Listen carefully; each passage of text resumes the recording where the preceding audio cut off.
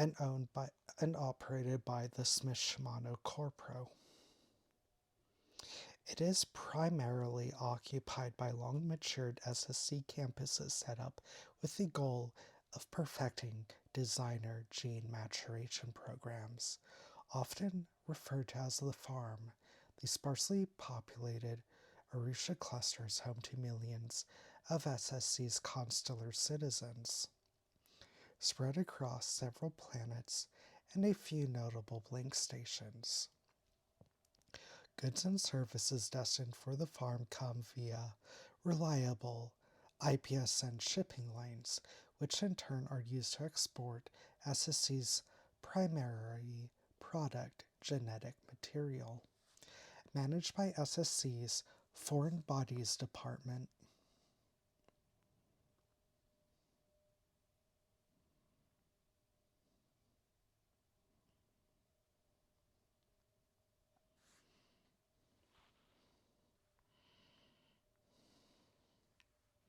The farm is one of the division's most profitable ventures in all of consular space. The breakthroughs in gene cultivation reached on these worlds have propelled Union's expansion in the Orion Arm a thousandfold. A significant portion of Union's expenses,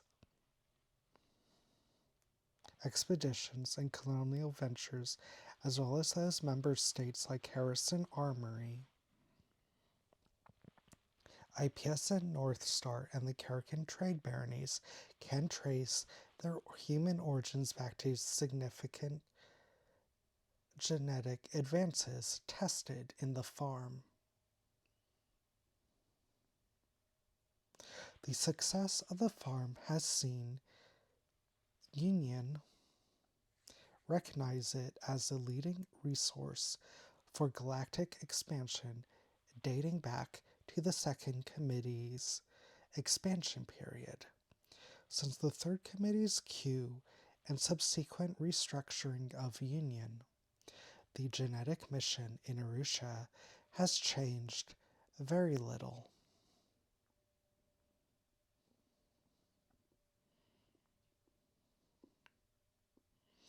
Once again,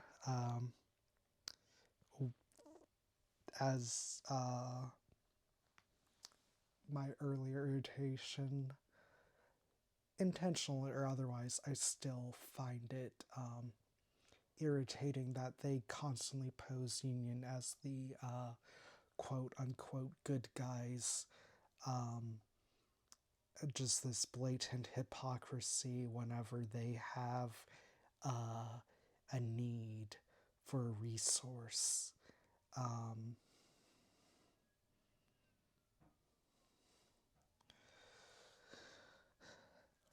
Is blaring its head. I wouldn't have minded it so much if Union was portrayed as a sort of neutral entity, doing its best. But they really just portray Union as this glowing, but Union is not that great. So yeah, I don't know how I feel about this once again with their past portrayal of Union.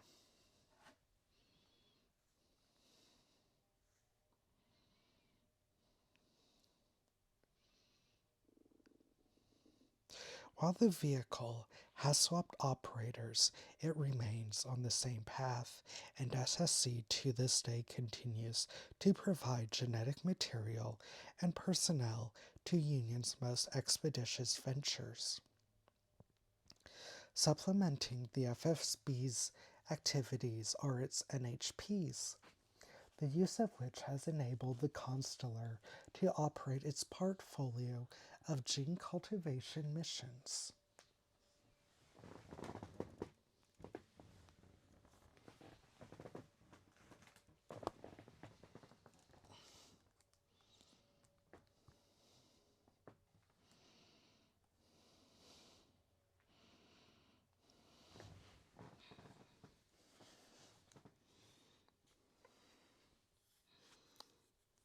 With a perfect operational success rate, every constellar campus employs an NHP and its clone descendants as genetic forecasters, the primary focus of which is to apply cultural and environmental stimuli to a population's human stock. These forecasters are highly coveted assets, capable of playing many roles, such as teacher, psychologist, or administrator. Since the use of NHPs became ubiquitous, the FBD's genetic research programs have researched previously unfathomable rates of prediction accuracy and success. 100% operational capacity was once thought fictional, but NHPs have brought post-perfection genetic forecasting to reality. Prior to and during the early adoption of NHPs, SSC's focus was on forecasting and enhancing the resiliency of curated gene mutations. A given generation's integrity could only be guaranteed with 80% confidence. A host of human limitations made it nearly impossible to calculate the sheer number of external factors that could lead to gene degradation. Now, however, SSC's mission has shifted from one of predictive science to one of non-causal forecasting, or said plainly, understanding post-perfection natural evolution. I don't like that at all.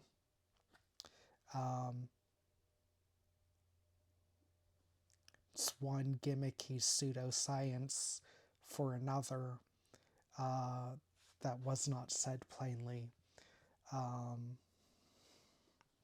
The science of genetic post-perfection is rather new within the toolset of the FBD and has been entirely and intentionally omitted from all reports to union.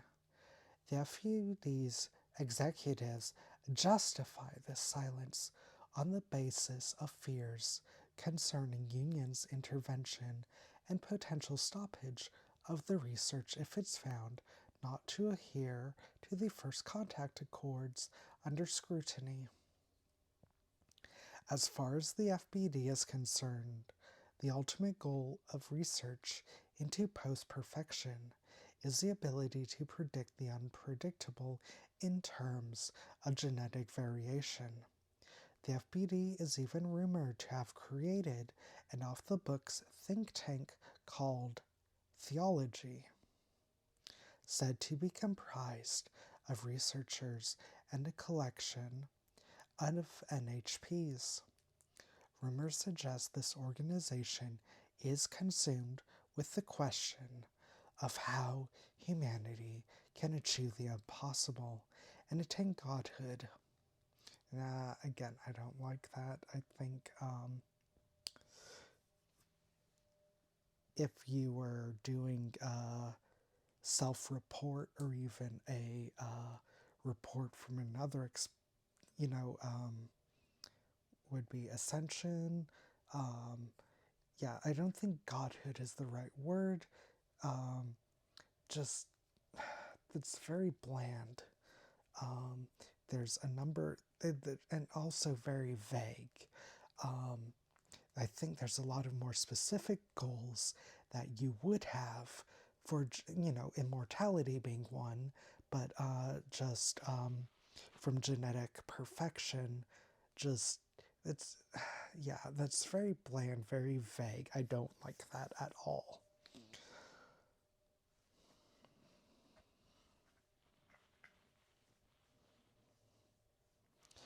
Something entirely beyond the scope of conventional evolutionary knowledge.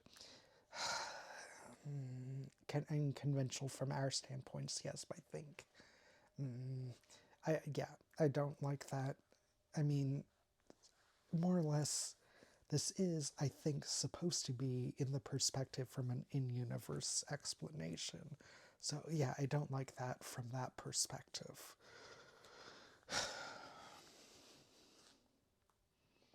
Why do I keep buying these? Why do I keep doing this to myself? Well, maybe someday we'll go through the non-RPG project they did that I do like very much. And that makes me really want to like everything they have done after that.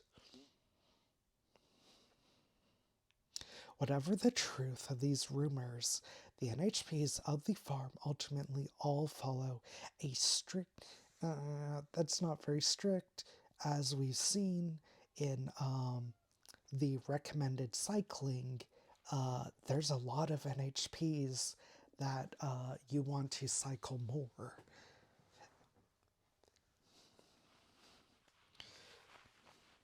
Than once a year, like from every 3 to 6 months. So, I don't like that. So let's omit the annual part of that. Ultimately, all follow a strict cycling schedule to minimize the potential theft. Also, what is annual? Is because annual is any number. Yeah, that's bad on any number of levels.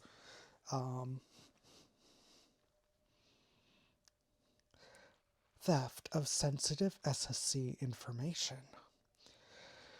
A number of FBD campuses have been incrementally advancing the cycling schedule to a frequency of up to 2 weeks, as doing so appears to produce equally acceptable results.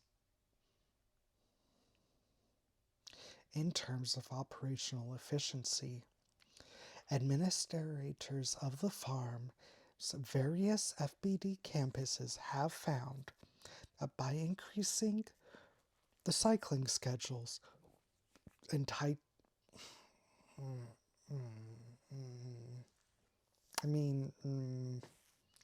figuratively great.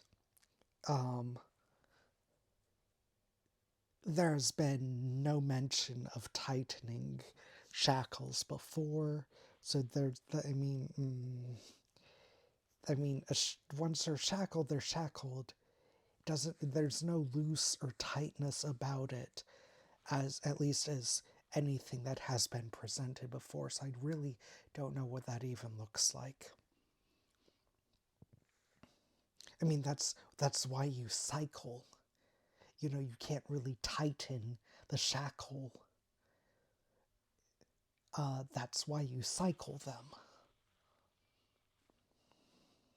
Accumulate scores of valuable data. The extent to which this significantly deters the loss of SSC assets and intel by way of piracy or search and seizure by Union is striking. This harsh schedule has essentially trivialized the personhood of the farm's NHPs, but has ultimately brought operational security to an all-time high. Union regulations mandate that all NHPs must undertake periodic cycling, a process by which their minds and subjectivities are reinstituted upon them so they may be compressed to a state comprehensible by humans. The cycling process fortunately is reliable and carries an essentially perfect success rate when performed according to a given NHP's endogenous cascade schedule. The recommended length between cycles varies between NHP lines but tends to range between 5 and 10 subjective years. Well, glad you told this now, but that is not what we saw in any of the NHPs that were actually listed in, the actual book. So I don't know. this feels very conflicting. Within Union and its member states, including SSC itself, the farm's mission is widely regarded as a persistent persons' rights problem. While only the most informed, influential, and mana-rich individuals within Union even know of the farm, the lingering rumors regarding its treatment of NHPs have... Okay, what, at least maybe there's some deeper, darker stuff we have not gone to. But, yes, they cycle NHPs more often. But, yeah, I guess that's just more of this hypocrisy of Union. It's like you recognize that these things are people, but they are constrained for your convenience, and you you know wipe them every year or so at on the outside. So if this institution, for whatever reason, has decided that its NHPs need to be wiped more often, I don't see where this violation is coming from. But I guess, I mean, from an in-universe standpoint. But I guess we'll see if there is more to this claim.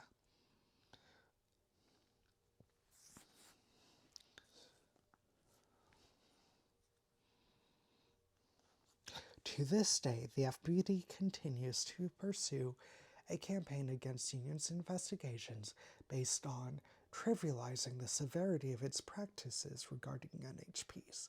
Well, I guess I should get hired onto their legal team, because that's just what my first take was. According to the FBD, these practices are necessary to... Well, okay, that's not my angle. My angle was, you're doing this anyways. It doesn't matter really how often it is. But yes, that's probably a valid angle too.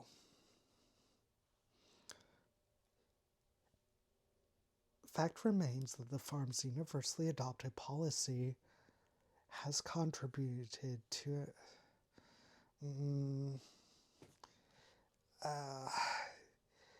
I think that's a bit on the nose. I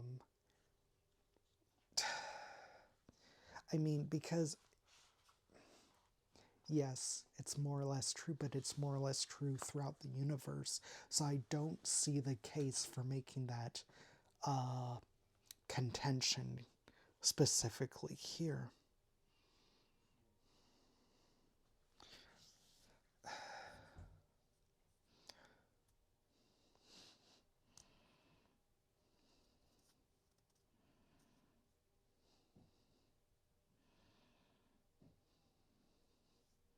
The FBD can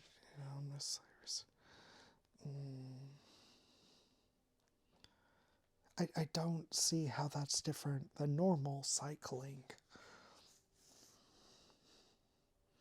Despite its responsibility for these practices, SSC is not united regarding the goings-on in the farm. To many, SSC's leadership and its Congress, the farm is a rotting limb, albeit one of invaluable functionality. Many within the Corpro and even within FBD itself see the farm as a long-lived mistake left uncorrected, but still others consider it the logical next step in SSC's mission, a way to develop the means and processes required to advance humanity's evolution. From any perspective, it remains a fact that the farm represents the indignities. Union has a complex relationship with the farm. While the farm is technically a part of Union by way of SSC, Union's Bureaucracy has no direct oversight over the farm. Instead, it is administered directly by the FBD and governed in a broad sense by the Consular Congress. While Union has no direct oversight, DOJ does manage a portfolio of investigations and litigious campaigns against the farm. This quagmire of litigation, posturing, and indirect oversight is the tool by which Union keeps tabs on the farm and ensures it remains on a short leash. Unofficially, the DOJ regulatory investigations are largely farcical, in contrast to Union's more interventionist operations, led by the highly secretive Union Intelligence Bureau. Union has numerous operatives active in the farm. Their interventions have often led to the outright disappearance of FBD campuses and the facilities in the stale, expansive space. Although these operations are officially covered up as pirate attacks and catastrophic operational failures, the FBD is highly suspicious of Union's presence. The FBD's concerns regarding UIB activities have driven the implementation of unethical policies regarding NHPs and personnel security. Only known to the UIB and forecast, Union's clandestine attention on the farm is the result of two factors: forecasts pertaining to human advancements in the breach of the Accords, and a growing body of predictions concerning the possibility of an NHP-led revolution establishing its roots in the farm. In spite of these disagreements, Union and its affiliate organizations wholeheartedly employ the farm's specialty, gene-cast personnel, and genetic potential produced to sustain its ever-expanding territories throughout the Irian Arm. The sheer quality of assets being exported from the farm is staggering. Waves of well-mannered, meticulously chiseled, and truly pristine specimens of humanity proliferate on assignments requiring the most specialized personnel. This is why the farm's genetic export potential is highly coveted.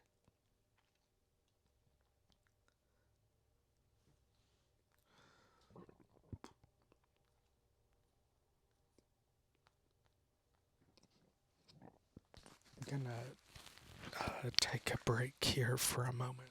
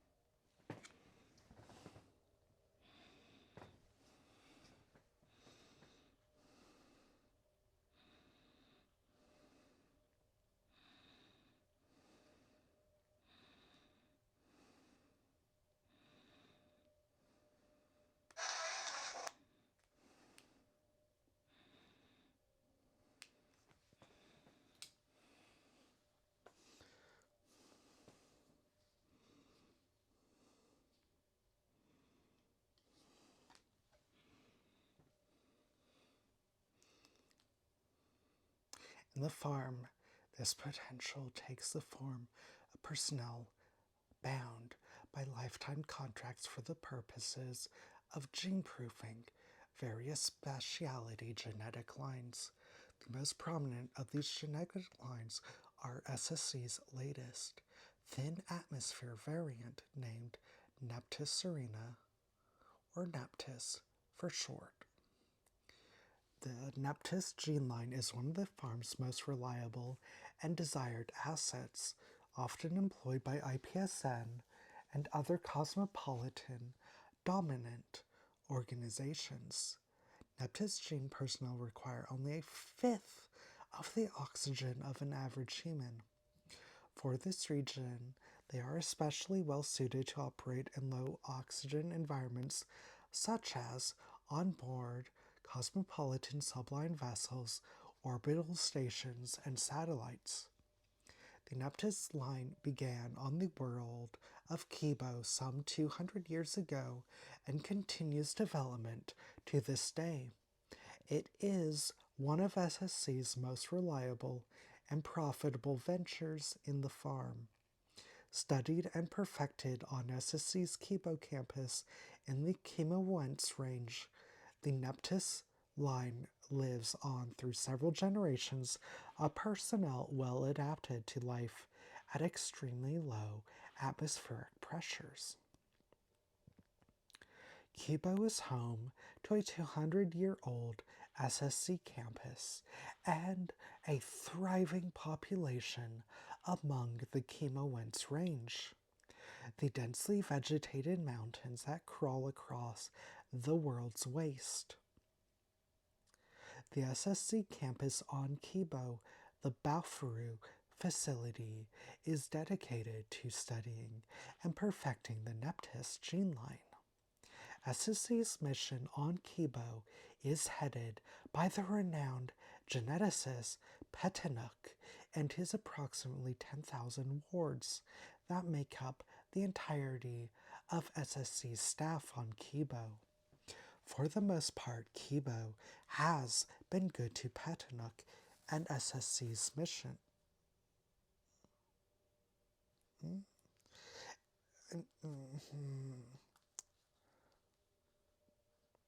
It is a world with no intelligent indigenous life and no fauna larger than a small dog. The plight of Kibo is that it is especially unsuited for mass habitation or the nutriment of larger biologicals, mostly due to the thinness of its atmosphere.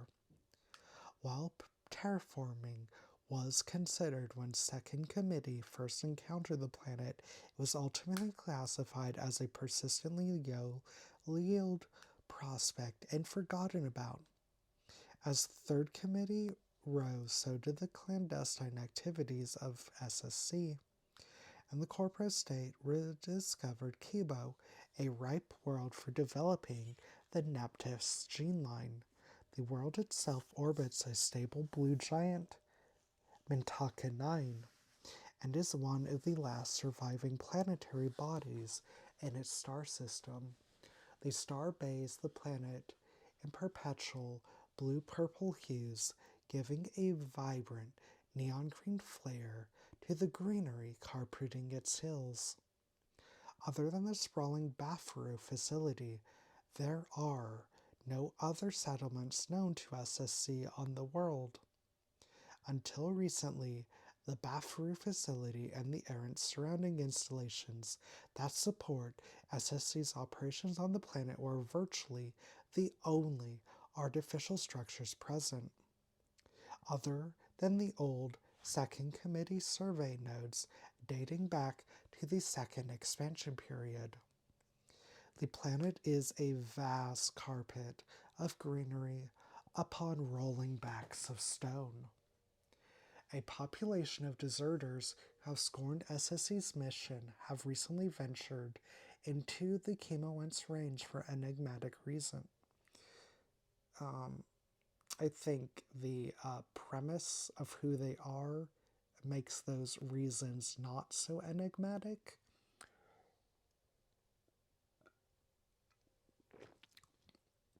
They follow an ever-present voice they call the bondless, and have created structures of stone and steel along the spines of the Chemowentz Mountains. These encampments serve as operating bases and forward outposts for the bondless forces, known to themselves as Remorse. Petanuk has attempted to expunge all records of these deserters in hopes of maintaining good order and discipline among his subordinates and ultimately to protect the integrity of the Nephthys gene line.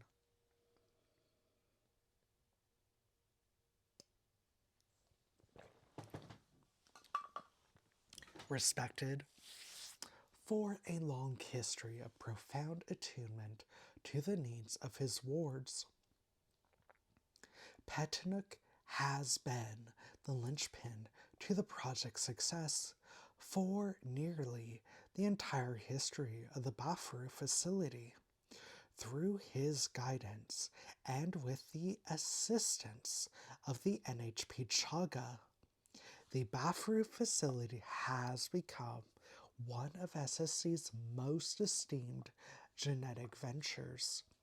Petanuk's vision is to see the expansion of the project and the adoption of the Nephthys gene line as the gold standard for cosmopolitan personnel throughout Union. To achieve his vision of advancing the Nephthys gene line to galactic ubiquity, Petanuk demands his personnel on Kibo believe in the importance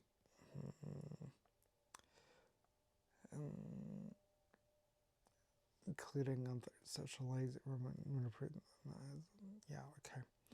Petanuk recognizes the harsh treatment of his personnel as a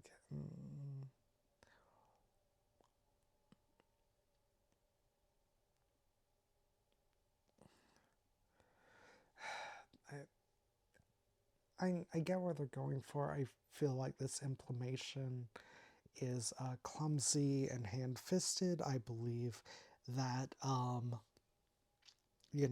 there's, even today, there's a lot more sophisticated techniques with less blowback to achieve those purposes. Yeah, I don't know. But yeah, sure. The staff of the bathroom is, sure. Let's just make this a cult. This is a corporate cult. That's all it is. Just implement cult mentality here. Then the concept is solid. Once again, I shouldn't be surprised with these people. The implementation is lacking. The staff of the Baforu facility operates in two highly regimented groups, Nightshade and Morning Dew. Each group follows a strict code of life and is defined by a distinctive set of genetic permutations instituted by Petanuk to ensure maximum operational success and reliability. Nightshade and Morning Dew operate in variant ways determined by Petanuk's NHP assistant Chaga. This provides suitable conditions for Chaga to analyze the mutagenic ripples of Nephthys gene line in different conditions. Morning Dew and Nightshade are not just two groups of people. It would be more accurate to describe them as two doctrines of existence put in place by Petanuk and Chaga.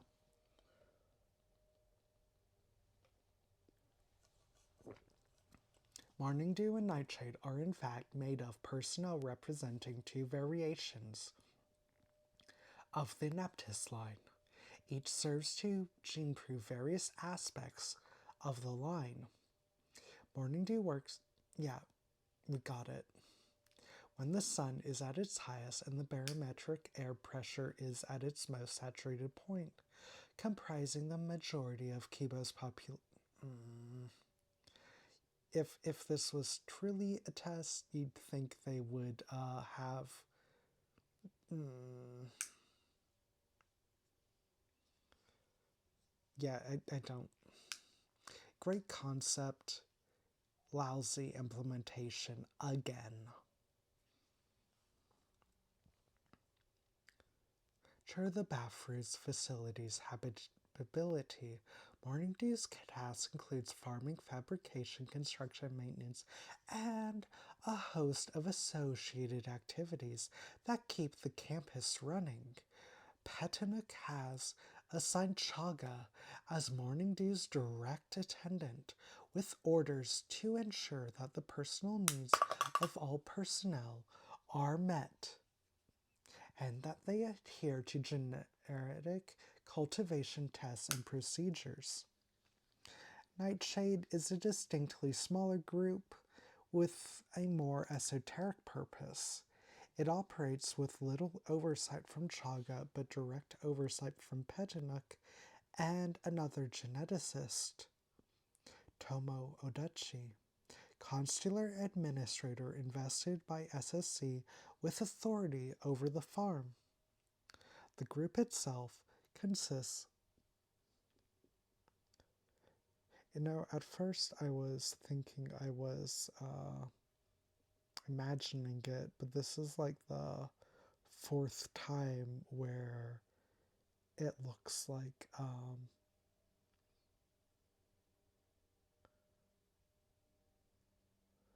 this top line has like something shaved off of it.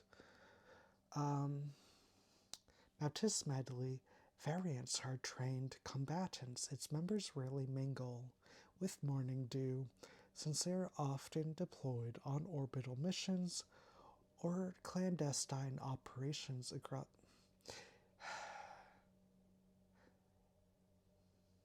Well, okay, maybe there is a deeper mystery that will be, but you set Kibo as being uninhabited except for these deserters, I guess. But if from the outset you've had these people performing missions, what are they doing if there's no one and nothing there? But maybe there will be something revealed later. But from everything, oh, that's interesting. I just noticed that you've got an actual person being your NHP. That's interesting. That's different from anything we've seen. I mean, which is why they are NHPs, but I guess we'll see.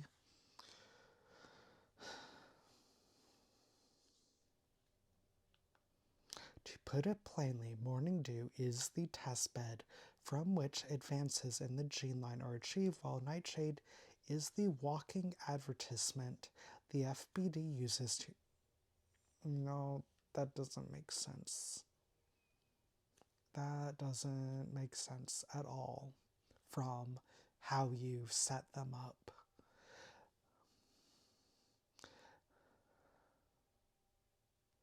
Behind the scenes of Entis development, though, Tomo and Petinuk have secretly disagreed regarding the direction of Nightshade. Unknown to most, Tomo is a longtime member of the FBD's secret think tank. Why would that...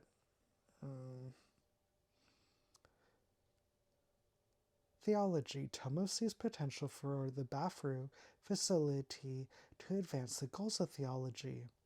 Since Petinuk's exemplary management has provided the right criteria for unlocking humanity's potential, Nightshade to Tomo is the vehicle by which theology's aspiration for supreme evolution will be achieved, but Petinuk believes otherwise. It is his wish the Notice gene line be untainted by incomprehensible.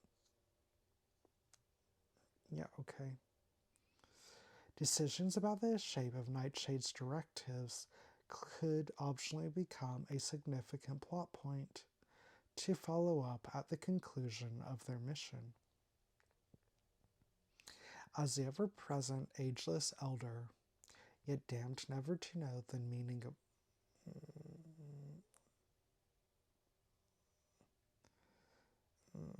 No, I don't like that at all. This is the plight of the NHP Chaga. They are mandated to follow a strict annual...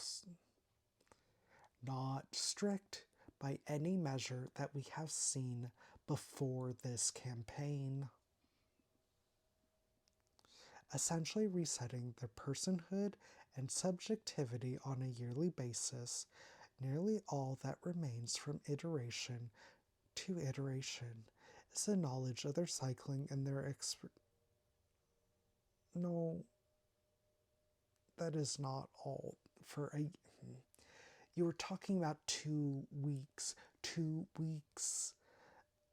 If it was 2 weeks, then yes. Their cycling and their expertise in furthering Neptus's development. This process is instituted to ensure Chaga's vital knowledge will never fall into the hands of competitors.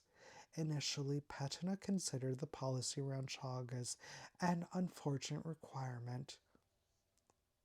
As the battle room affinity matured, however, Patna has come to consider Chaga a non-person and thinks nothing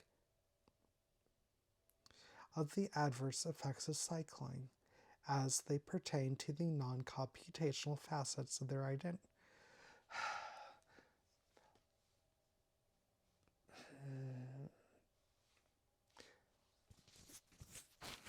Like, I guess the reason I'm just so frustrated here is that I think there is a lot of room to play with here. I just don't think they're doing it.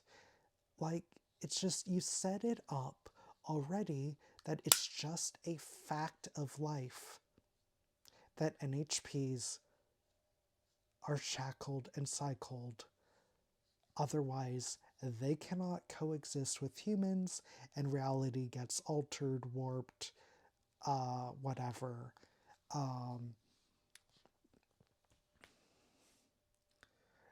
And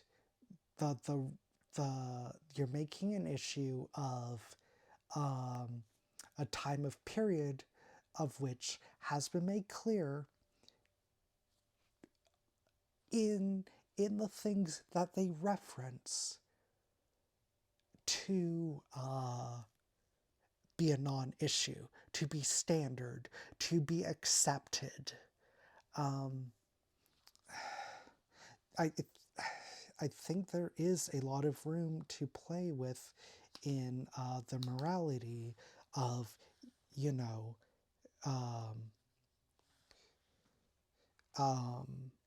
doing this to something that you have acknowledged deserves rights, that is sentient, but that you are keeping in this condition. I think there's a lot of room there to work with. This is just a non-issue, though, within this setting. So why is that this thing a year that's a more or less standard rate that we saw in the core rulebook that's a non-issue? There are lots of other issues with that setting, but this particular one that they are focused in on, I guess that's a lot of my problem with their take on social issues. It's just, yes, there are issues, there are hypocrisies, but they tackle them in the worst way. They focus on the worst things to focus on. Very disappointing. Alright, where did I even stop at before I got derailed?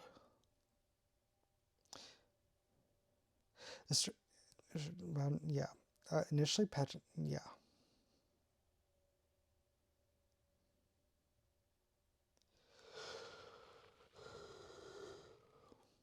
By contrast, the personnel of Morning Dew and Night view Shaga less as a non-person. While Chaga is entrusted with a range of the direction of SSC's mission on Kibo, their thoughts concern. I guess.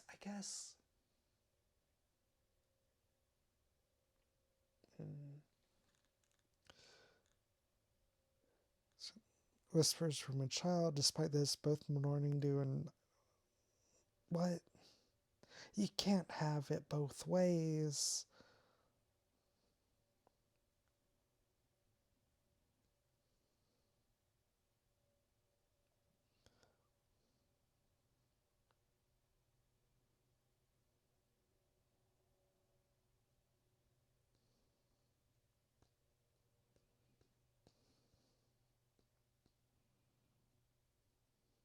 On Kipo, there is no one closer to both Neptus and those within Nightshade and Morning Dew who make it possible than Chaga. Chaga knows nigh everything there is to know regarding the sciences of the gene line and the desires, needs, and issues of the personnel living on Kibo.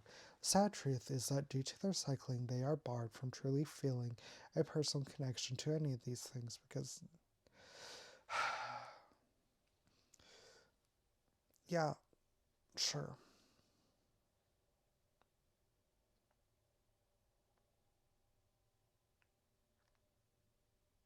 Okay, sure. Yes, this is an issue and could and should be addressed, but you're focusing on the wrong parts of this issue. The opposition to Petronic's management comes in the form of former SSC personnel. These deserters program in pursuit of free life absent the regiment. Yeah, sure. I like the concept, but I don't get how these people are functional in this environment.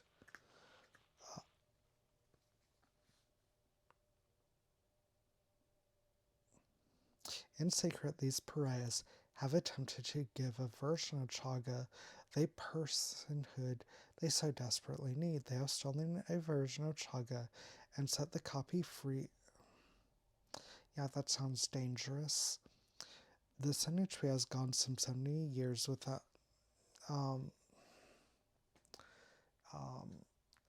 okay, great, but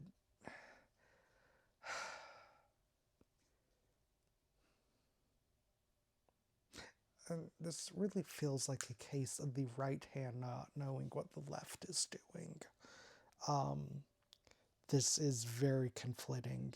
If an NHP had gone even 5 or 10 years unshackled or without a reset, this planet would be an unrecognizable warped nightmare based on what was set down in the core book.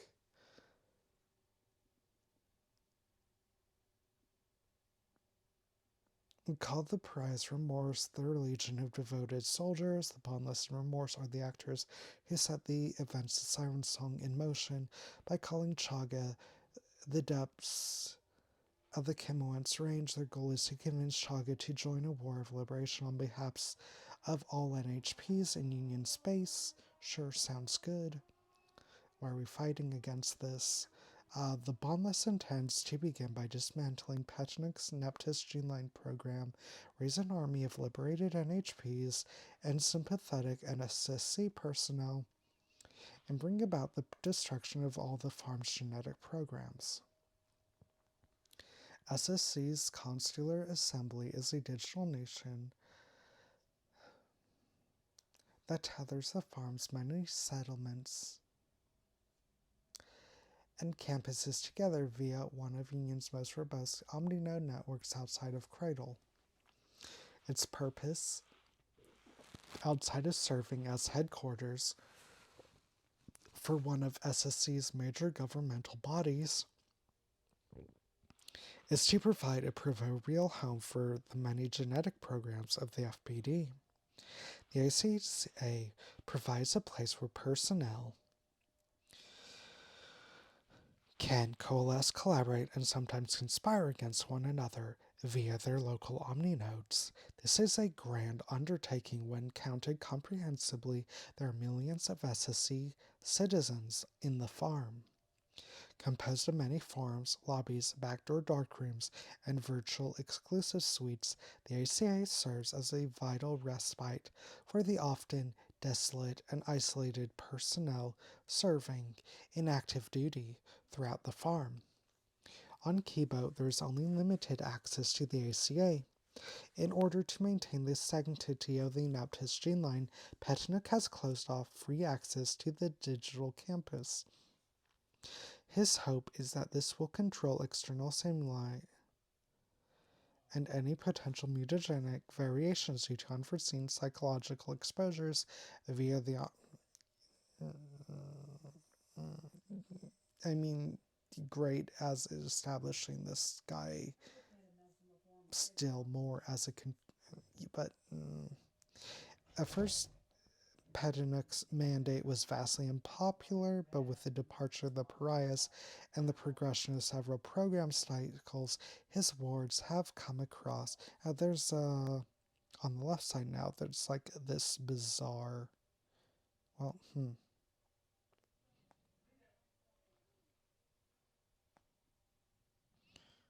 I'm not just imagining it, am I? Just like when it's to the normal scale, it looks faded or shaved there. Um, have come to accept and the new way of life. Despite limiting access for most of Kiba's population, the ICA is the main forum used by Petnuk and Tomo to discuss the future of the gene line and deliberate over offers and contracts from external parties. Requisition. It is said that theology operates beyond the bounds of the ICA, conducting its research without formal approval. But the validity of this rumor has not, or likely will not, ever prove true. We're going to end at least this section here. I guess we'll start with mission overview next time. Well, not next time, but the next time I do this.